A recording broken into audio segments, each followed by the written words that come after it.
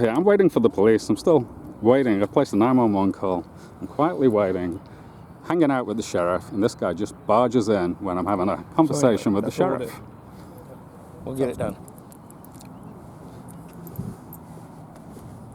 It's a very impolite public member park. Member, you work for the park. What's your name? Who are you? Something to do with that truck with Salem on it. So I think it was a very good example of the disgusting behavior these Salem park keepers are engaging in with members of the public. And they're doing it right in front of a sheriff, and the sheriff is doing nothing. So we're still waiting for the 911 people to show up. We've got a sheriff here, and he's doing absolutely nothing to stop this harassing behavior from taking place. This is the face of